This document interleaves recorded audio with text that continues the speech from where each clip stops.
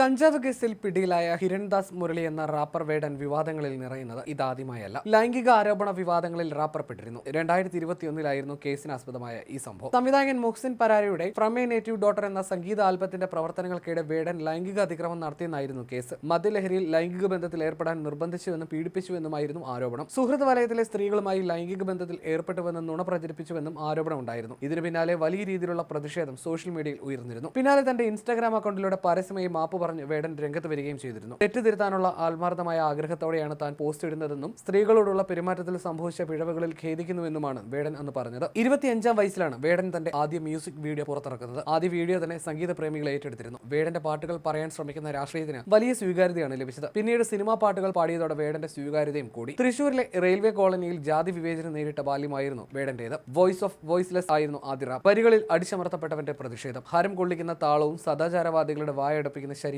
പുതുഭാവനയും കാലവും തേടുന്ന ആൾക്കൂട്ടം വേടൻ അങ്ങനെ ഓളമായി മാറുകയായിരുന്നു. വേടൻ പാടി വീർത്ത് നേടിയതാണ് നിറങ്ങൾ മങ്ങാത്ത റാപ്പിന്റെ വർണ്ണക്കുപ്പായം. മേനി നടിക്കുന്ന പുരോഗമന സമൂഹത്തോട് പാട്ടും പറച്ചിലുമായി കലഹിച്ചു. കരുത്തുള്ള ഭാഷ, രാഷ്ട്രീയം ചേരാത്ത വരികൾ, ചിന്തിപ്പിക്കുന്ന സംഗീതം. അടിമത്തത്തിനും വംശീയതയ്ക്കുമെതിരെ റാപ്പിലൂടെ വിപ്ലവം തീർത്ത ബോബ് മാർലി പോലെ വേടൻ ഹിരൺദാസ് മുരളി മാറുകയായിരുന്നു.